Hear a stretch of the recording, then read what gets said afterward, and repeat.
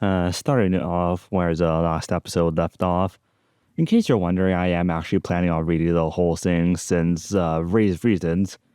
Yeah, like you don't just like go to the game with no experience, man. You gotta play for meta 100% of the time. You gotta hit it running, like a horse, because horse racing, yeah. Yep. Anyways, training Umas. The Umas you pull from the gachas are not completed Umas. They are merely templates, which you can use to make clones of that Uma to then train into something that you can race. Honestly, if you needed to go to here in order to learn this, man, you're so cooked. Hey, not exactly that cooked, since the first started off was covering like pull-ins and re-rolling accounts and banners and such. So maybe it is optimal to introduce this here as a logical flow of thought. Huh.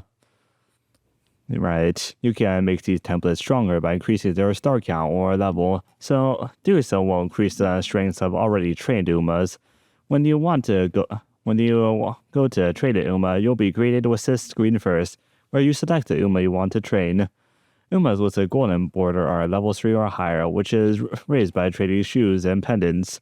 Stars can be raised by trading pieces, which are acquired by pulling duplicates from the gacha, trading statues in the shop, and various other things that are consistently available.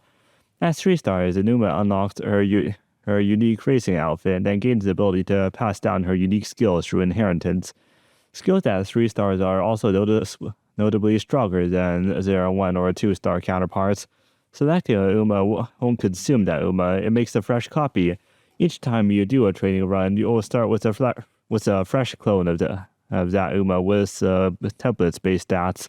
Ew, horse clone, ew, that's optimal. After selecting Uma, you'll be presented with a legacy screen. Here you'll select Umas as the game puts it, send feelings to the Uma you're raising. Right, yeah, the time span and such. Yeah, the horses are canonically their parents. But for example, Cinderella Grey is actually a prequel to the original anime, but of course the time gap is shortened significantly, so all the Umas from the previous series are still alive. Despite the IRL, it took like 50 or so years between two of the events per se. After selecting an Uma, you'll be presented with the legacy screen. Here you'll select Umas as the game puts it. We already read this. Most people simply refer to these as the Uma's parents. Yeah, it makes sense. Whenever you finish a run with the Umas, that Uma will receive sparks roughly related to her own abilities. Roughly. The Uma's actual stats and skills don't matter at all for inheritance, only these sparks. You can also borrow Umas from people you follow to use as parents. If you press and hold on the trained Uma, it will bring up their stats page. On the second tab, you can see the sparks they and their parents have. All of these can be passed down to the Uma you're training. For example, let's look at sparks. One of my Umas here is a Guri Cap who had to bully Rudolph and Mayano Top Gun as her parents. Okay. Blue sparks are stats. The Mayano and Aguri both have 3-star speed. Need sparks. Huh. The Symbol Rudolph has a 3-star stamina spark. A 1-star spark gives +5 to that stat. A 2-star factor gives +12. And a 3-star gives +21. So this Uma will give +42 speed and +21 stamina.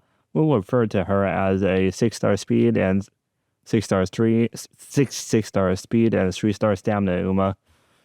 Pink sparks are for aptitudes. They'll raise the letter grade of the related abilities. In this case, turf and medium distance. You can't raise them above A at the start, but during the 2 inspiration events, they might get upgraded to S if there's a related pink spark in the legacy.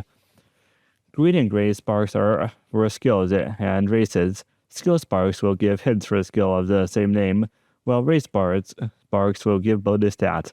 For example, your A final spark can give +10 speed stamina for each star it activates during an inspiration event. If this Rudolph's trigger, then our Uma in training could get +30 extra speed and stamina. Let's see how putting this Hungarian as a parent changes things. As expected, it adds 42 speed and 21 stamina. Mayano's medium distance pink spark raised the distance from G to F. This Uma already has an A in turf, so Guri's turf pink spark doesn't do anything. But if it gets triggered during an inspiration event, the turf aptitude will be raised to S. The stats of the parent Umas don't matter at all at this point, and the A-rank Uma and the C-rank Uma with the same sparks will both get exactly the same inheritance, though the higher ranks a better chance of getting good sparks, generally. One other thing to look out for when selecting inheritance is affinity, shown in the top right.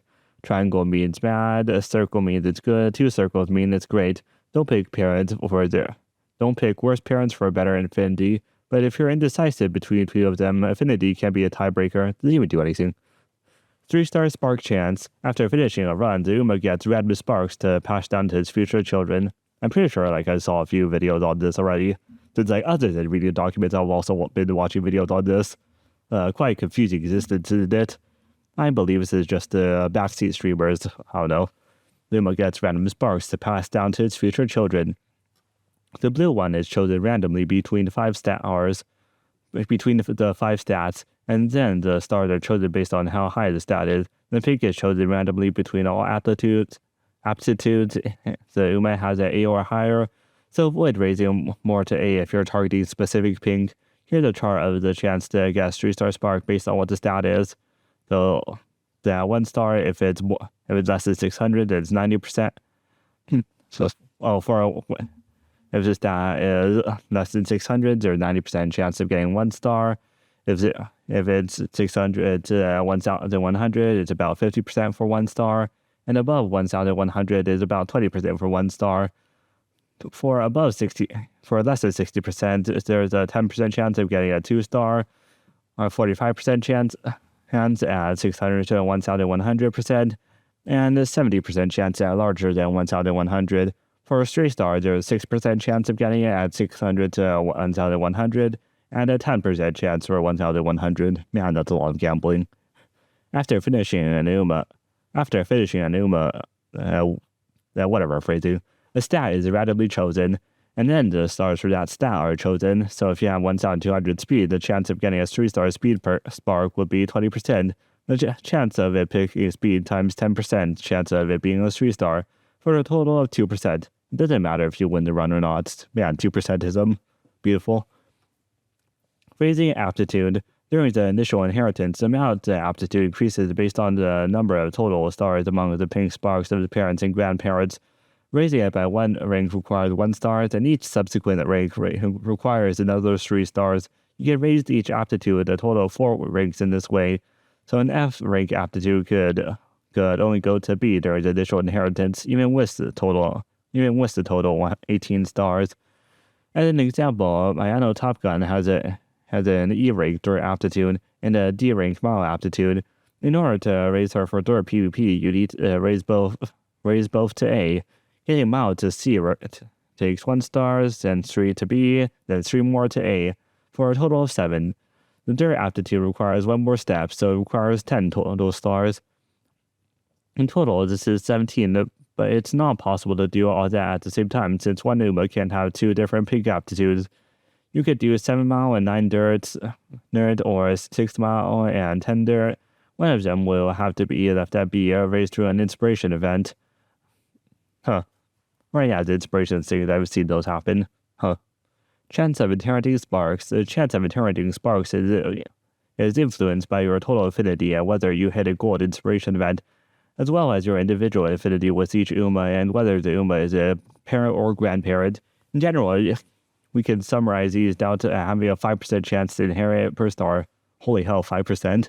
So 15% for a 3-star. This gets halved when the Uma is a grandparent, down to 7.5% for a 3-star.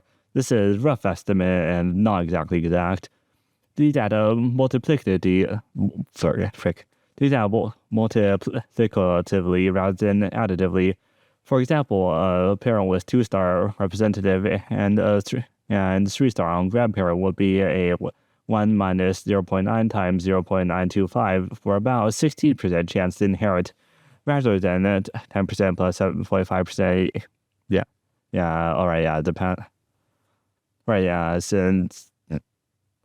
Since they're not added together, since no probability theory you can't get both simultaneously, so it's multiplied rather than added. So it's the odds of you not getting it multiplied rather than the odds of you getting it added.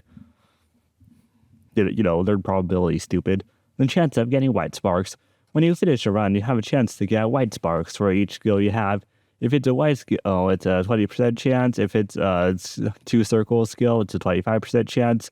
If it's a gold skill, it's a 40%. For each parent or grandparent that also has the same sparks, this is multiplied by 1.1. So if you had a white skill that all your parents and grandparents had sparks for, it'll be 20 times 1.1 to the power of 6, which roughly equals 35.43 chance. Other white sparks, such as race and scenario sparks, follow the same pattern, counting as white skills, so 20% base chance. For stars, it's 50% chance for 1 star, 45% chance for 2 stars, and 5% chance for 3 stars. I love the 5%. These change to 20% for 1 star, 70% for 2 star, and 10% for 3 star if the UMA is SS rank or higher. Oh, okay, it's racing, but Jig actually matters. Affinity. Oh, it actually explained it down here. Nice.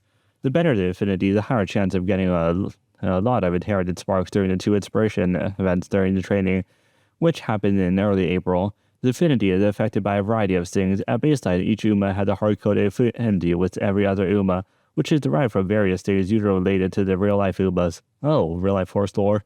Dirt racers tend to have good affinity with other dirt racers and such. This affinity applies between the UMA you training and her parents, between her and her grandparents.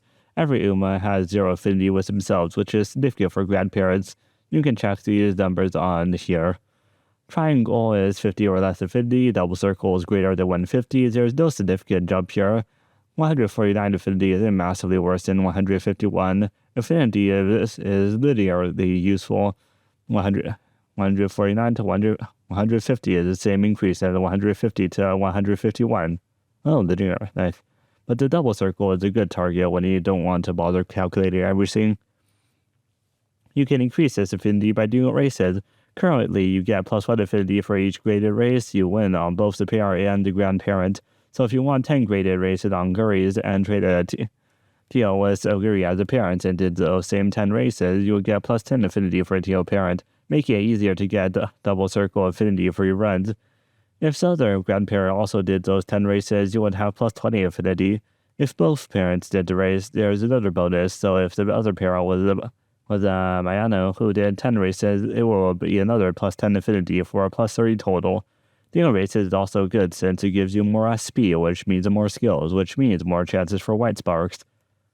I'm pretty sure this hasn't even taught you how to actually play the game, but it's the whole point. You gotta start with the basics. You gotta reroll your count, optimize your pull, know exactly what the pulling history is, and then before you set up the run, set up all the grandparents correctly. Again, you can't really set up the parents without already doing runs, so the order is mildly confusing, but realistically speaking, you only look up this document if you're already pretty deep into the game.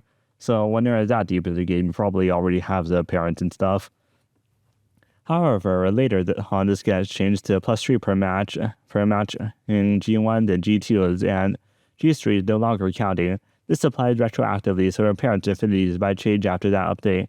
As such, just focus on the G1s when making your parents in this way. They give good stats anyways. You should be doing them with some frequency, even on normal runs. Finding friends. Alright, Uma Pierre, fairly self-explanatory. A powerful friend searching tool where you can filter by anything you would ever want, including representative sparks. It does use the JP terms for many things though. No, just a website, unofficial, Musume, pretty derby, Discord. Super straightforward. Join the Discord, choose the server you're playing on. For example, I'll be choosing global, read the rules, and scroll down until you see hashtag friends-IDs. From here, you can see you can either manually search or create for whatever sparks, traits, or support cards you wish for. Or you can use the handy tag systems to filter what it is you want. I'll use phrase like this for what support cards you want. Nice.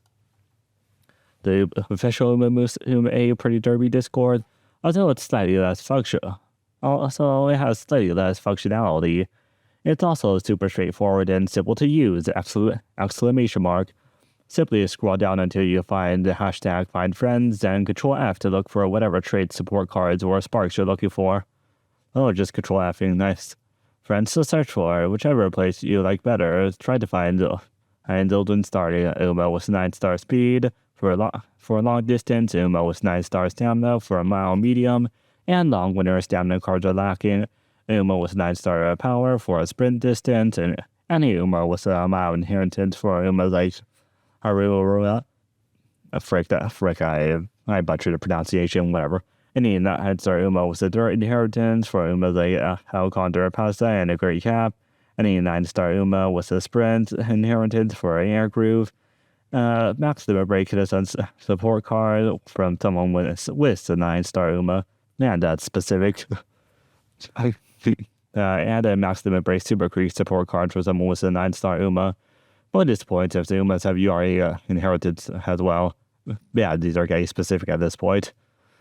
Adding friends, open the menu by clicking the button in the top right of the home screen. After entering the ID, you'll see a button like this. If the button is grayed, you're either capped or followed, or the person has reached a follow or cap. You can unfollow someone if it's a former. In the middle part of the first image, this follow count can be seen at the bottom left, which for me is 9 out of 15. If you're not capped, then that means they are, and you'll have to find someone else. Also, yeah, only having 15 followers, and considering how new players need to use veteran players cards or just whales cards. Yeah, but there's probably enough for everyone, isn't there? Support card restrictions. There are a few reasons why you might not be able to use a support card. The message above the second support card. Which one? It's the second. Yeah. Second kind from up to down and then left to right. Okay. Let's say that you can use it while trading that Uma. Since the Uma being traded as King Halo, I cannot use King Halo support cards. Wait, is it? Wait, second support card. Nah, I don't get it.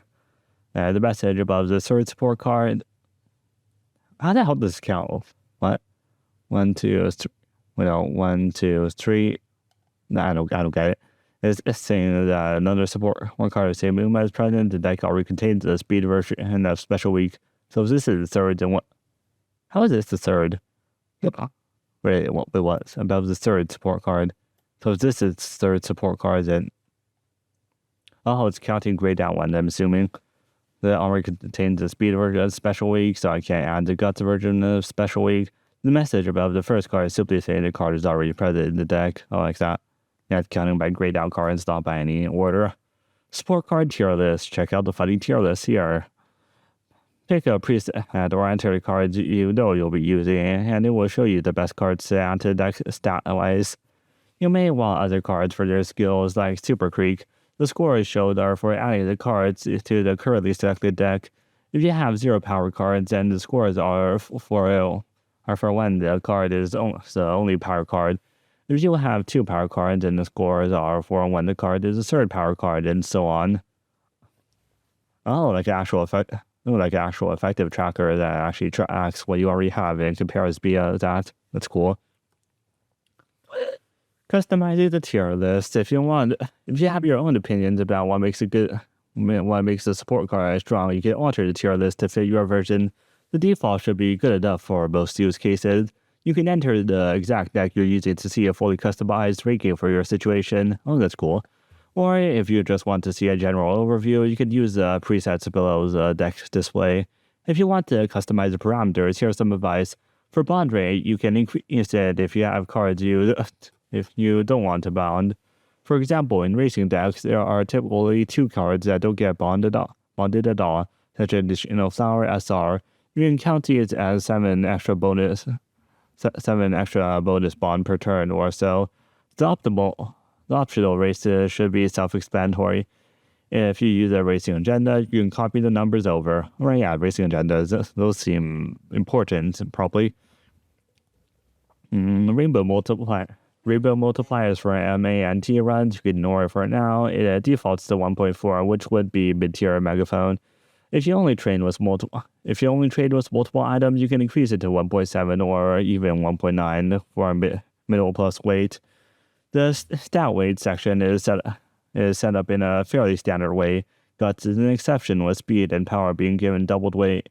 Increase the stats you care about, decrease the stats you don't. For example, maybe on the Spirit Uma, you wouldn't minimize Stamina's weight. Average motivation is way standard. If you train on orange a lot due to racing, you can lower it 15% or 10%. For the stat cap, you can increase it if you cap the stat early on in most of your runs. Minimum training value will prune out undesirable trainings.